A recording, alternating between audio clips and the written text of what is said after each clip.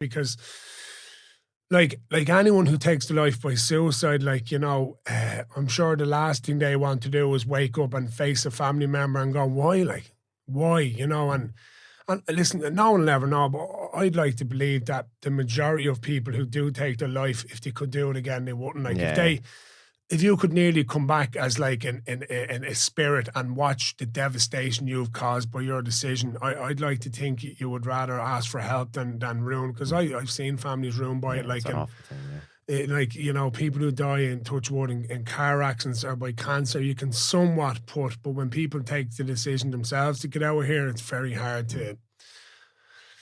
It's very hard to kind of move on, And, so, like, it just shows that you were kind of, that was in your head. That was it was either get help now or that was very much a possibility for you. And and this is probably why I'm so engrossed in positive mental health, work I do, is because if I'd have went with a head with it that night, like, I would have been the Rory O'Connor. What? Yeah. Oh my, like, push Rory. He's great crack. He's, and that's what's so scary about mental health. And the most common question people ask me when I do talks is like, Rory, what signs can we look for? Very difficult question.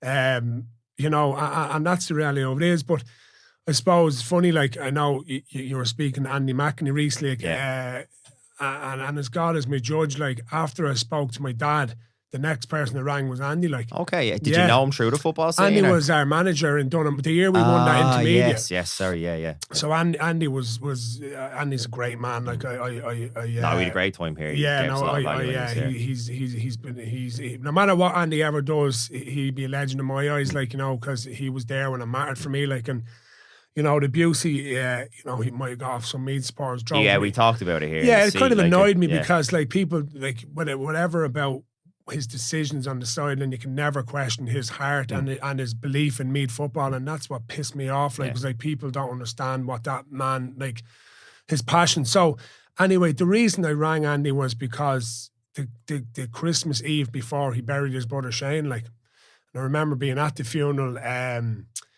in Nobber on Christmas Eve, and a lovely, I'll never forget, a bright, cold day, and here we were burying Andy's brother from suicide, and Shane was another great soul who helped a lot of people, and another person who